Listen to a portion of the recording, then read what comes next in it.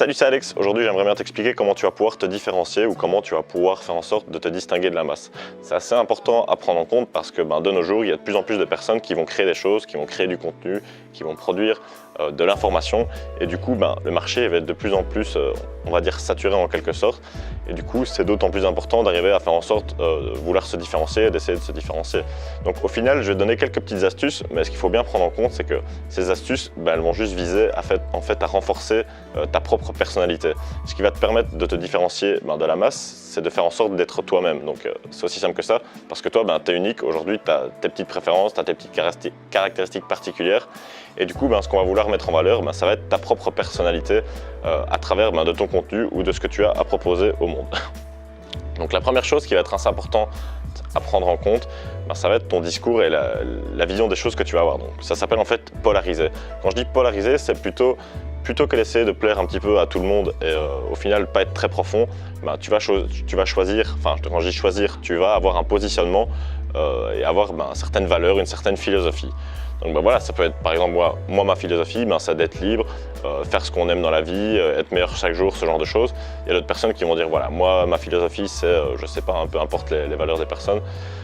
Il y en a qui vont dire voilà, moi je préfère la sécurité, je préfère être salarié. Voilà, tu vois, c'est un petit peu ta philosophie, c'est un petit peu ta manière de voir les choses.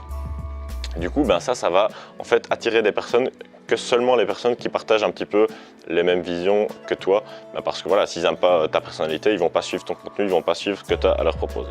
Donc voilà, c'est mieux d'essayer d'être un petit peu dans les extrêmes, parce que les gens ils vont plutôt avoir tendance à s'identifier à toi, tandis que si tu es un petit peu fade, un petit peu mou, les personnes ne vont pas forcément s'identifier à toi. C'est un petit peu ce qui se passe en politique, quand on voit des personnes comme Trump qui sont un petit peu plus dans les extrêmes.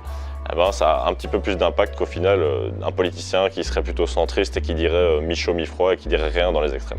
Donc voilà, c'est comme ça qu'on arrive à vraiment créer une communauté de fans qui sont vraiment soudés. Si tu as un discours qui est vraiment polarisant, qui est vraiment dans les extrêmes, sans non plus, je veux dire, faire de l'extrême droite ou ce genre de choses, mais ça va faire en sorte de renforcer la relation avec les personnes qui te suivent et du coup, il y aura un petit peu plus de connexion entre toi et ton audience.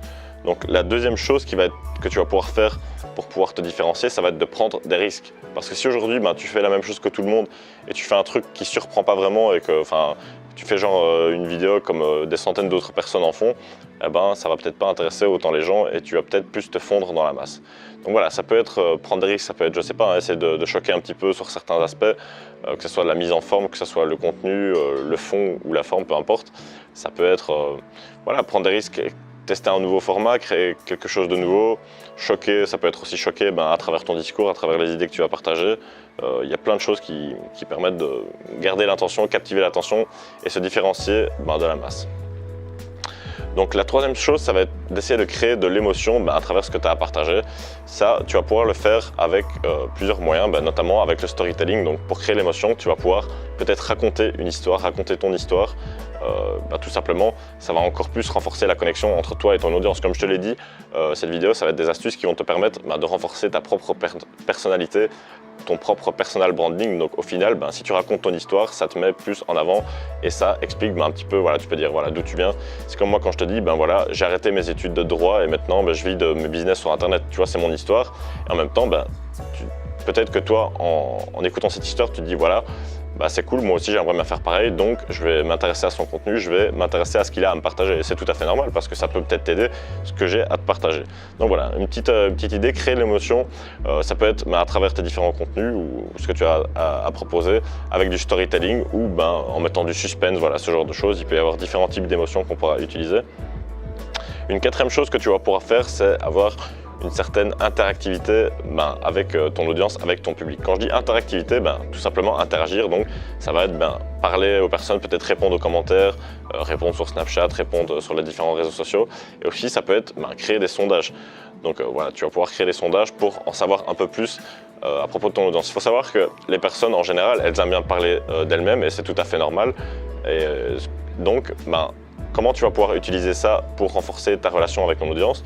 Tout simplement parce que les personnes vont se livrer un petit peu à toi, elles vont te donner peut-être des infos perso à travers différents sondages. Je veux dire, le but c'est pas non plus de manipuler les gens, c'est juste d'en savoir un peu plus sur les gens qui te suivent et comme ça, ça permet de renforcer la relation, c'est humainement normal. Donc voilà, tu vas parler avec les personnes, tu vas renforcer ta relation grâce à ça. Ça peut être par exemple un sondage qui demande aux personnes, voilà, dis-moi d'où est-ce que tu viens, quels sont tes problèmes aujourd'hui, comment est-ce que je pourrais mieux t'aider avec mes contenus, avec ce que j'ai à te proposer. Comme ça, les personnes se livrent un petit peu à toi et en même temps, toi, t'en sais un peu plus sur ton audience et tu pourras mieux les cibler et mieux les aider tout simplement. Parce que si tu cherches à viser une fine tranche d'audience, quand je veux dire un public très ciblé, quoi, une niche, c'est mieux d'en savoir un peu plus, comme ça tu diriges tes contenus, tu diriges ta communication vers ce type d'audience. Donc une cinquième chose qui va être plutôt pas mal pour se différencier de la masse, ça va être tout simplement de faire quelque chose qui n'est pas conventionnel ou quelque chose qui n'est pas attendu. Donc quand je dis ça, ça rejoint un petit peu le deuxième point où tu vas pouvoir choquer pour surprendre un petit peu les gens et prendre des risques, mais là ça va être plutôt surprendre dans la façon du fait en fait qu'on ne va pas s'attendre à ça. Donc imagine si toi aujourd'hui tu fais des vidéos sur la finance, tu fais des vidéos sur l'investissement, tu vois quelque chose qui est assez sérieux. Quand on pense directement à ces termes, on se dit voilà, des gens en costume très sérieux qui font des affaires avec une petite mallette, voilà, qui font des opérations assez chères, très sérieux, qui vont chez des notaires et des trucs comme ça. Si toi aujourd'hui tu te ramènes et que tu commences à faire des vidéos sur ce sujet et que je sais pas, tu te balades en vêtements de sport et que tu te prends pas du tout au sérieux et que tu as un langage de rue en mode comme si tu étais un rappeur, ça va un petit peu choquer les gens et du coup ça va vraiment polariser ton audience tout simplement. Tu vas attirer une cible qui est très nichée et les personnes vont avoir une connexion très forte avec toi. Tandis que si tu as un discours un peu fade et que tu parles avec des mots un peu fades, tout simplement, il y aura peut-être moins cette connexion, il y aura peut-être moins cette audience qui va se créer, cette communauté qui va se créer autour de ton projet et autour de ce que tu as proposé. Donc voilà, choquer, vraiment surprendre, essayer de faire en sorte qu'on ne s'attende pas à ce qu'on ne s'y attende pas en fait. Donc voilà, je pense à une vidéo de Tai Lopez par exemple, il avait fait Here in my garage, tu as sûrement vu la pub, il monte des grosses voitures en mode comme si c'était un enfant de riche ou quoi qui se la pète sur les réseaux sociaux et puis il tourne la caméra et puis il monte des livres et dit voilà, c'est grâce aux livres, grâce à du travail acharné que j'ai pu me payer ça. Et du coup on s'y attend pas forcément parce que quand tu vois une vidéo d'un mec qui monte ses voitures sur internet, c'est assez courant, des gens qui se vendent un petit peu sur les réseaux sociaux et après bam, inattendu, choc, pattern interrupt, genre ça te mindfuck un petit peu l'esprit, bam, il se retourne et il monte les livres, du coup tu t'attendais pas vraiment à ça.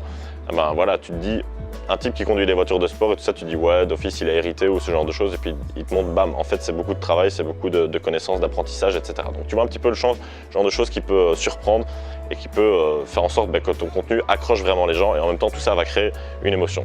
Donc ça peut être aussi, je sais pas, créer des concours, créer des choses qui surprennent ou ce genre de choses. Là, je pense justement à Ibra TV qui fait des petits défis un peu fous, genre aller dormir dans un McDonald's, ce genre de choses. Tu vois, c'est le genre de truc auquel on s'y attend pas vraiment et qui en même temps surprend un petit peu les gens. Et tout ça, ça permet de te distinguer de la masse et aussi de te différencier. Donc voilà. 5 petites astuces assez simples, polariser, avoir un discours, voilà, ça va être juste partager tes valeurs, partager ce que tu penses de certaines choses, donc tu peux parler de choses en rapport avec l'actualité ou de valeurs, de philosophie que tu as. Deuxième chose, ça va être prendre des risques en essayant de choquer un petit peu, en captivant l'audience. Troisième chose, créer de l'émotion en utilisant un petit peu de storytelling, en racontant un petit peu des histoires de ta vraie vie, quoi. Quatrième chose, interactivité, parler avec les gens, renforcer la relation avec ton audience. Et cinquième chose, être non conventionnel, faire en sorte de sortir de ce qu'on peut attendre d'une telle ou d'une telle personne. Donc voilà, si aujourd'hui tu as peut-être envie de te différencier de la masse au niveau de ton entreprise, de te distinguer pour pouvoir renforcer ton image de marque et toucher une plus large gamme de clients, je t'ai préparé une formation où je vais t'expliquer comment développer tes réseaux sociaux, avoir plus d'audience et gagner de l'argent sur internet. Donc tu peux retrouver le lien de la formation offerte juste en dessous de cette vidéo. Je vais t'expliquer comment je suis passé de simple étudiant, comme j'ai pu te le dire, étudiant en droit, j'ai arrêté mes études et aujourd'hui je vis totalement mon business sur internet à travers les divers réseaux sociaux. Je te dis à tout de suite dans la formation offerte et sinon je te dis à demain pour la prochaine vidéo. Ciao!